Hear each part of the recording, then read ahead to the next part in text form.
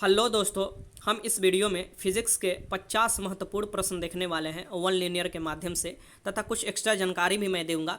ये दूसरा वीडियो है। इससे पहला वीडियो मैं दिया था जो वो आपको जीव विज्ञान से संबंधित 50 प्रश्न कराया था और विज्ञान को मैं आपको रिवीजन कराने के लिए बोला था कि मैं पूरा रिवीजन करा दूंगा वन लीनियर के माध्यम से। तो ये सेकेंड वीडियो है और ऐसे ही आपको वीडियो लगातार आते रहेंगे जब तक आपका एग्ज़ाम खत्म नहीं होता। तो वीडियो शुरू से लेकर अंत तक देखिएगा। अगर अच्छा लगे तो लाइक भी कीजिएगा।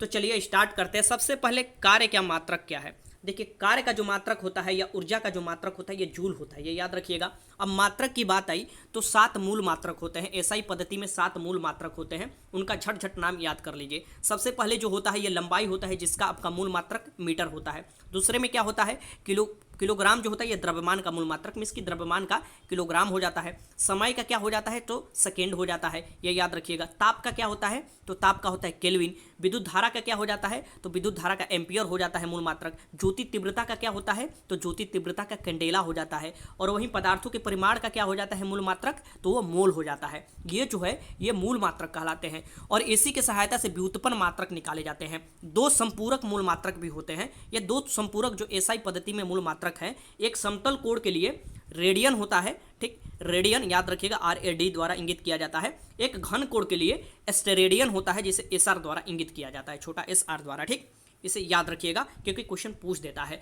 अब कार्य का मात्रक जूल है। ऐसे ही आपको प्रकाश वर्ष मात्रक है। आखिर प्रकाश वर्ष किसका मात्रक है तो प्रकाश वर्ष जो मात्रक है ये दूरी का मात्रक है। दूरी का सबसे बड़ा अगर मात्रक पूछा जाए तो वो पारसेक होता है और उसके बाद क्या आता है प्रकाश वर्ष होता है। तो एक प्रकाश वर्ष बराबर अगर पूछ दे कितने, दूरी का लंबाई में होगा, लंबाई मीटर में मापा जाएगा, तो आखिर दूरी का मात्रक कितना हो जाएगा तो 9 यहाँ पर देखिए 9.46 इंटू 10 के पावर 15 मीटर हो जाता है। ये 9.46 इंटू 10 के पावर 15 मीटर एक प्रकाश वर्ष बराबर होता है, मीटर में मापिएगा। तो कौन सी मात्रा जड़त्व का माप है, कौन सी मात्रा जड़त्व की माप है तो द्रव्यमान जो है ये जड़त्व की माप है, ये याद रखिएगा, द्रव्यमान जड़त्व की माप है। चौथा है कि समय का मात्रक क्या नहीं है। समय का मात्रक क्या नहीं है ये आपको बताना है।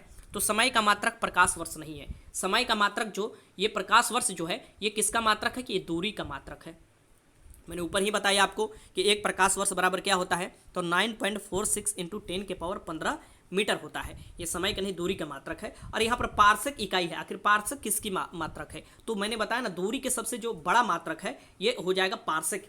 दूरी के सबसे या लंबाई के सबसे बड़ी इकाई क्या हो जाएगा, क्योंकि दूरी लंबाई में ही मापा जाएगा, ये पार्सेक हो जाएगा। अगर ये क्वेश्चन आपसे पूछ दे कि लंबाई की सबसे छोटी इकाई कौन होगा, बड़ी इकाई तो पार्सेक हो जाएगा, छोटी इकाई कौन होगा तो फर्मी मीटर हो जाएगा। फर्मी मीटर छोटी इकाई हो जाता है। ये भी याद रखिएगा दो बात कि एक पार्सेक बराबर होता है 3.26 प्रकाश वर्ष। ये प्रकाश वर्ष से बड़ा होता है तो एक पार्सेक बराबर 3.26 प्रकाश वर्ष होता है। और अगर इसको मीटर में निकाला जाए कितना होता है तो 3.08 इंटू 10 के पावर 16 मीटर होता है। ये किसका मीटर होता है, ये एक पार्सेक बराबर होता है, ये भी याद रखिएगा। आगे चलते हैं। ल्यूमेन किसका मात्रक है। ल्यूमेन किसका मात्रक है, मैंने आपको बताया था कि ल्यूमेन जो है ये किसका मात्रक है तो ज्योति फ्लक्स का मात्रक है। ल्यूमेन किसका है, ज्योति फ्लक्स। कुछ मात्रक मैं आपको बता दूं, जैसे बल का अगर पूछे, बल का तो ये हो जाता है न्यूटन। बल का क्या होता है न्यूटन होता है, ठीक है, ये याद रखिएगा। अगर आपसे ये क्वेश्चन पूछे कि दाब का क्या होता है तो पास्कल होता है। दाब का मात्रक क्या होता है, दाब को बार में भी देखा जाता है और इसका मात्रक जो होता है ये पास्कल होता है। वायुमंडलीय दाब को बार में मापा जाता है, ठीक।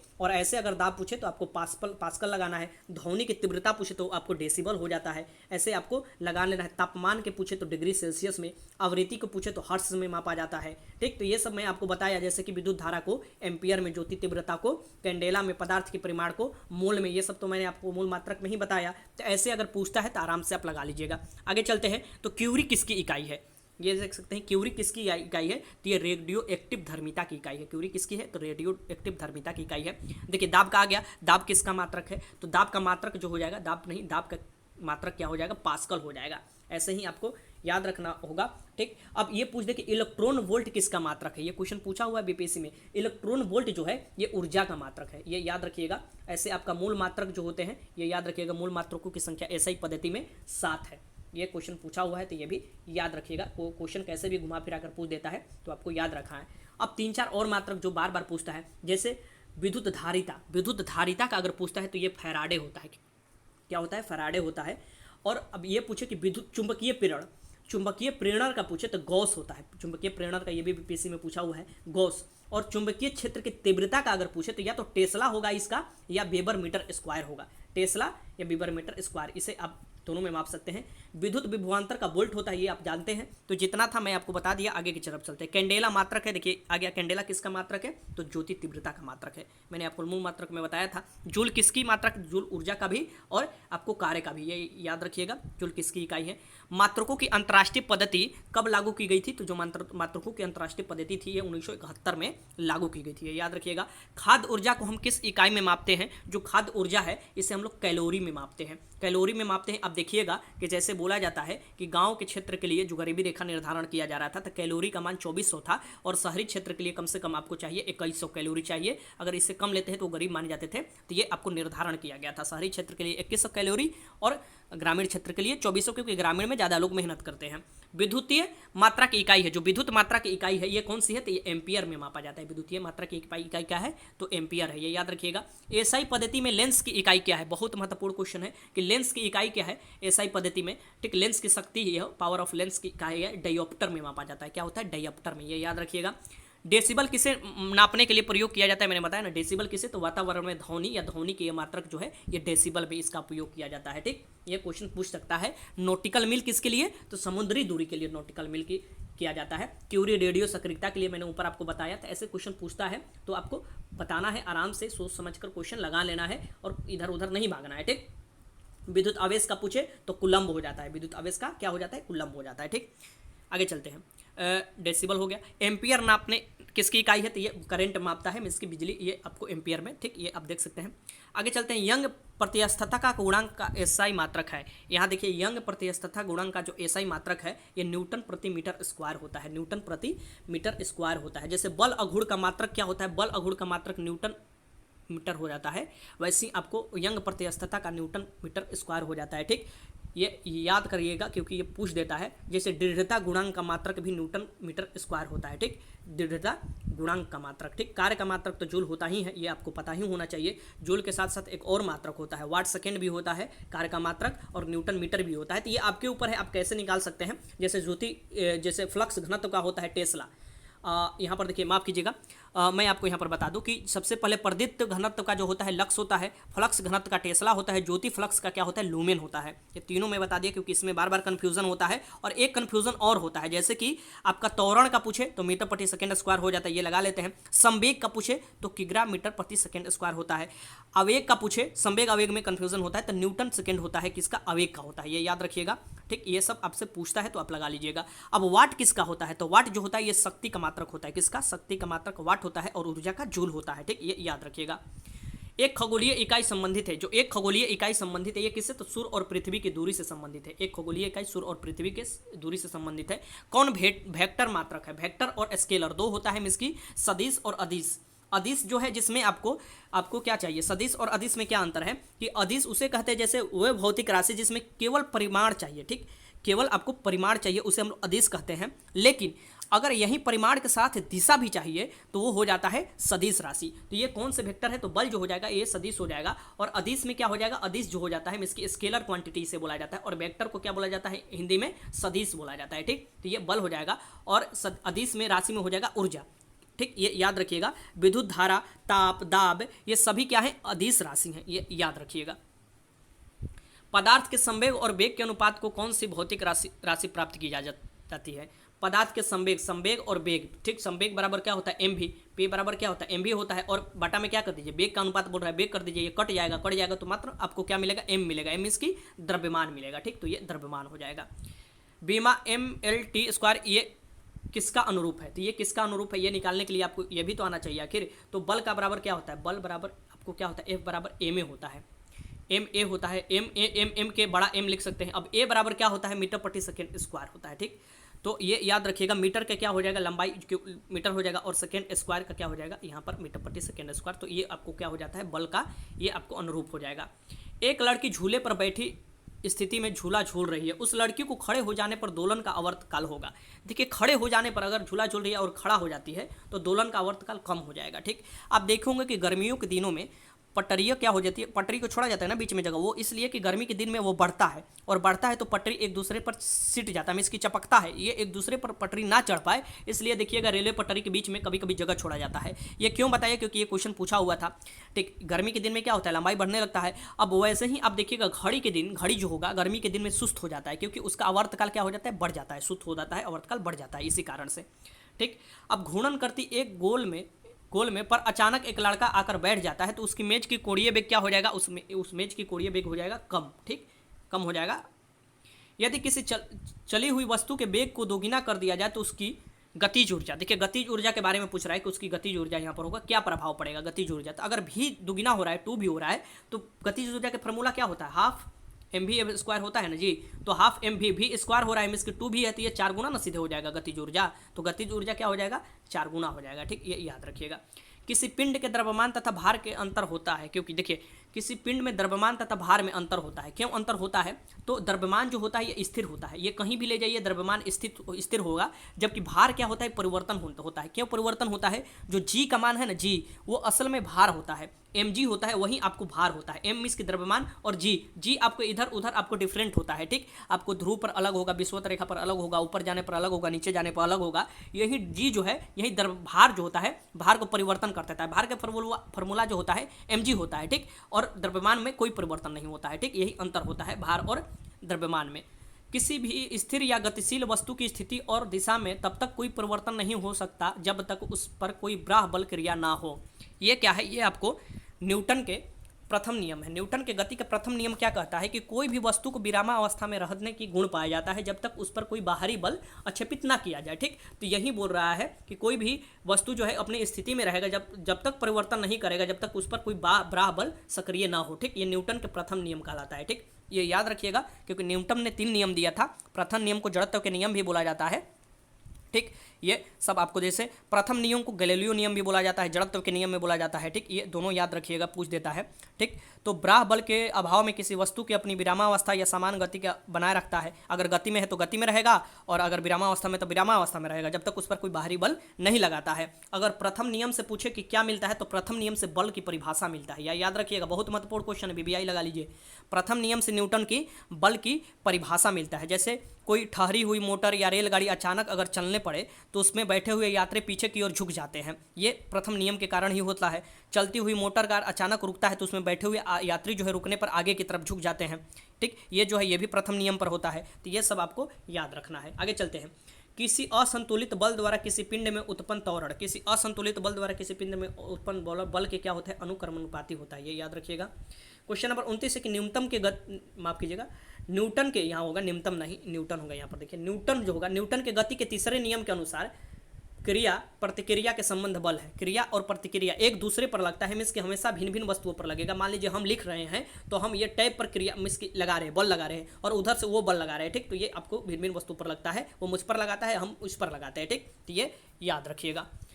प्रत्येक क्रिया के बराबर विपरीत दिशा में एक प्रतिक्रिया होती है। ये कौन सा नियम कहलाता है, तो ये न्यूटन के तीसरा नियम कहलाता है। न्यूटन ने 3 नियम दिया था, ये तीसरा गति के नियम कहलाता है कि प्रत्येक क्रिया के बराबर विपरीत दिशा में प्रतिक्रिया होती है। जैसे आप गोली छोड़िएगा तो आप भी पीछे की तरफ धक्का होता है। ठीक, तो वो आपको धक्का देता है, क्रिया के साथ विपरीत प्रतिक्रिया होता है। ठीक, ये सब आपको याद रखना है, क्योंकि यहीं से क्वेश्चन बनता है, और अगर क्वेश्चन बनता है तो आपको क्वेश्चन कर लेना है। ठीक, जैसे कि आप एक और उदाहरण मैं आपको दे देता हूँ। जैसे नाव के किनारे मीन्स की अगर नाव आता है किनारे पर और पीछे की तरफ कूदिएगा तो कूदने पर आपको जब पीछे की तरफ हट जाता है, ठीक, नाव क्या होगा, अपने आप ही पीछे की तरफ हट जाएगा। ठीक, या रॉकेट को उड़ने में भी यही नियम लागू किया जाता है।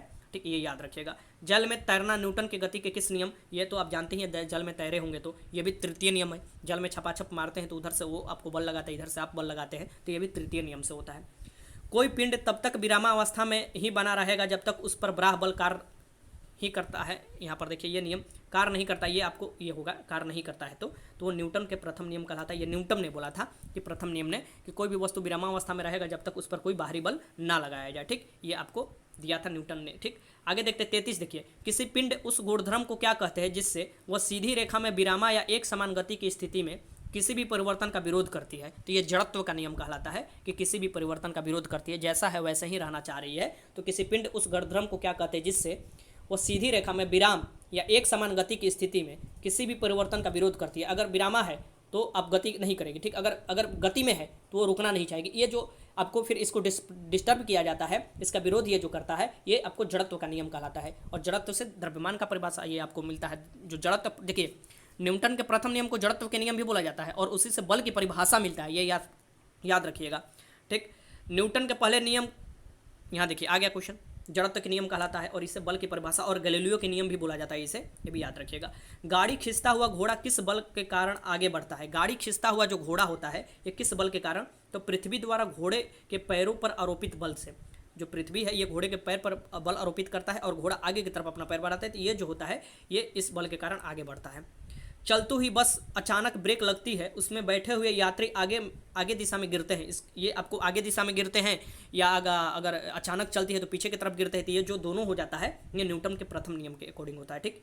रॉकेट का कार्य जो प्रणाली है ये आपको किस सिद्धांत पर आधारित है? तो रॉकेट का जो कार्य प्रणाली है ये संवेग संरक्षण के सिद्धांत पर आधारित है, संवेग संरक्षण के सिद्धांत के आधारित है, ठीक। तो ये क्या कहता है? संवेग संरक्षण के सिद्धांत कहता क्या है? सबसे पहले ये जान लीजिए।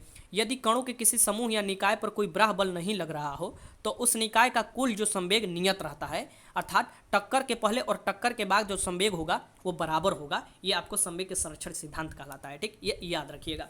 अब संवेग के संरक्षण, अगर रॉकेट ये पूछे कि किस नियम के अकॉर्डिंग काम करता है न्यूटन के, तो तृतीय नियम के अकॉर्डिंग, क्योंकि वो नीचे की तरफ आपको एनर्जी उसका लूज होता है और ऊपर की तरफ वो जाता है, ठीक। ये याद रखिएगा।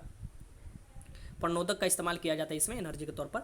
अब देखिए जो है ये 38 है कि अश्व यदि एकाएक चलना प्रारंभ कर दे तो अवरोही गिरने की आशंका हो जाती है। इसकी ये विश्राम जड़त्व कहलाता है, विश्राम जड़त्व कहलाता है ये। और इसे ही न्यूटन के प्रथम नियम भी, इसके न्यूटन के प्रथम नियम के मैंने बताया कि आपको एकाएक या तो चलना प्रारंभ कर दे या एकाएक रुक जाए तो वो आगे की तरफ झुकते हैं और पीछे की तरफ झुकते हैं, दो ही ना होता है। जब एकाएक चलना प्रारंभ कर दे तो वो पीछे की तरफ झुकते हैं और जब एकाएक रुक जाए तो आगे की तरफ झुकते हैं। बस में आप चढ़े होंगे तो ऐसा होता है ना ट्रेन में, तो ये न्यूटन के प्रथम नियम या विश्राम जड़त्व भी बोला जाता है कि कोई भी वस्तु विश्राम में रहता है जब तक उस पर कोई भी बड़ा बल न लगाया जाए।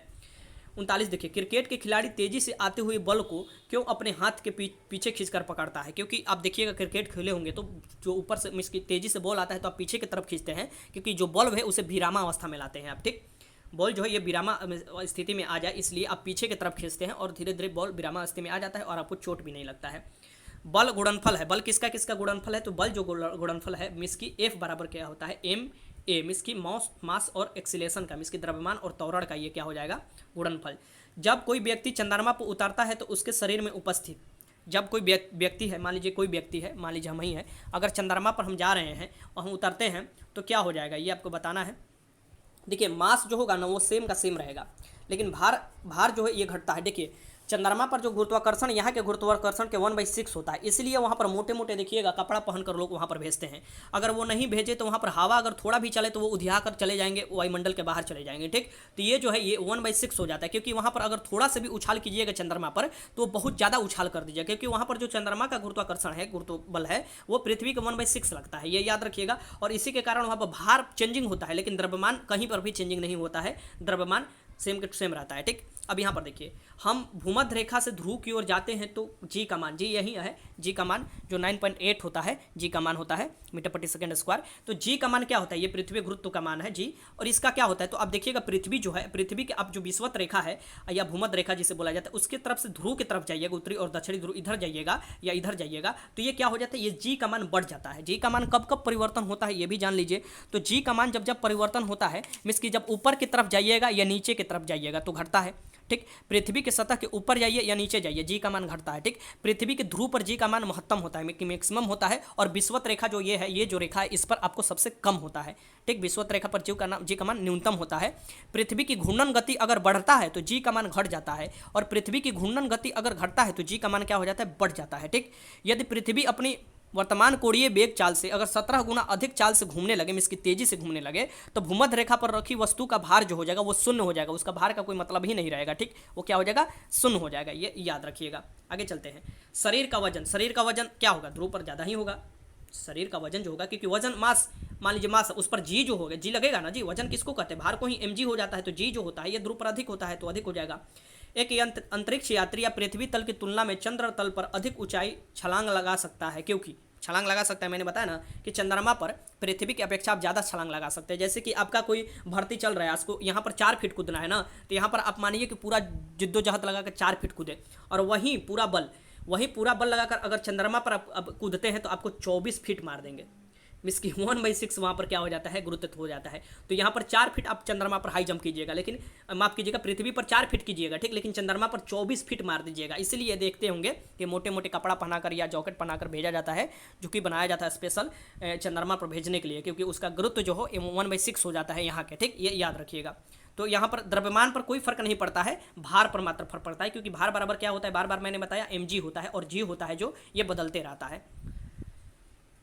क्वेश्चन नंबर 45 है कि 20 केजी के वजन को जमी के ऊपर 1 मीटर की ऊंचाई पर पकड़े रखने के लिए किया गया कार्य क्या है। मान लीजिए कि कोई 20 केजी की वस्तु है, अगर 1 मीटर की ऊंचाई पर आप पकड़े हैं तो उसके लिए जो कार्य किया जाएगा उस कार्य क्या होगा, वो कार्य जो होगा ये शून्य होगा। मीन्स की शून्य होगा, कार्य जो होगा, कार्य के मात्रक जूल है इसलिए शून्य जूल हो जाए, मैं माप दे रहा है। मीन्स की कार्य ही शून्य होगा। मीन्स की क्या होगा कि कार्य बराबर क्या होता है, एफ एस कॉस थीटा, ये नहीं होता है। यहाँ पर ये डिस्प्लेसमेंट है, और कॉस थीटा मीन्स कि यहाँ पर बोल रहा है कि 1 मीटर की ऊंचाई पर, तो ऊंचाई जब होगा तो यहाँ पर देखिए ये जो होगा ऐसे ही ना, यहाँ पर ही ना पकड़िएगा, तो ये 90 डिग्री का कोण बनेगा। 90 डिग्री का जब यहाँ पर कोण बनेगा तो ये cos 90 का मान क्या हो जाता है, 0 हो जाता है, इसलिए क्या हो जाएगा, कार्य जो होगा 0 हो जाएगा, ठीक।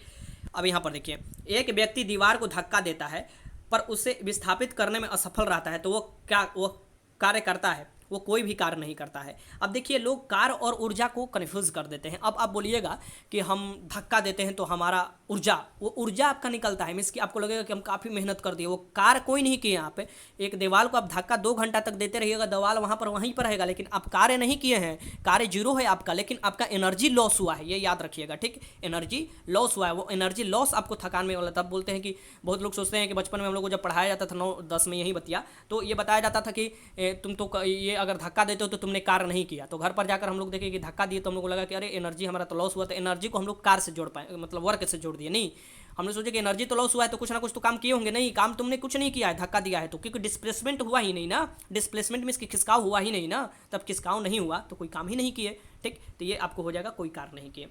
पहाड़ी पर चढ़ता एक व्यक्ति आगे की ओर झुक जाता है। अगर पहाड़ी पर चढ़े होंगे तो आगे की ओर लोग झुक जाता है, किस लिए, तो अस्तित्व बढ़ाने के लिए, मींस के अस्तित्व बढ़ाने के लिए आगे की ओर झुक जाते हैं, ठीक। पीसा की ऐतिहासिक, जो पीसा में झुकी हुई मीनार है, पीसा की ऐतिहासिक झुकी हुई मीनार जो है, ये तिरछी मीनार, ये क्यों नहीं गिरती है, ऐसे झुकी हुई देखिएगा मीनार है, ये गिरती क्यों नहीं है, तो ये नहीं गिरती है क्योंकि इसके गुरुत्व केंद्र से जाने वाले ऊर्ध्वाधर रेखा आधार से होकर जाती है, ठीक। इसका जो गुरुत्व केंद्र है, मान लीजिए ऐसे है ना, तो ऐसे जाती है ना, तो ऐसे आधार से होकर जाती है, ऐसे ऐसे कर जाती है, इसलिए ये झुकी हुई जो पीसा की मीनार है ये कभी नहीं गिरती है, क्योंकि ऊर्ध्वाधर रेखा इसके आधार से होकर जाती है, ठीक, जो गुरुत्व केंद्र वाला है। जाड़े के रातों में अत्यधिक ठंड पड़ने पर पानी की पाइप फट जाती है। तो जाड़े की रात में जब अत्यधिक ठंड पड़ता है, या बोतल में ही आप फ्रिज में रखिए पानी, और काफ़ी उसको मतलब ये हो जाता है, तो आप देखिएगा कभी कभी फट जाता है, ज़्यादा बर्फ जम जाता है, तो क्यों, तो पानी के जमने के बाद उसका आयतन क्या हो जाता है, बढ़ जाता है, इसी के कारण क्या हो जाता है, फट जाता है, ये याद रखिएगा।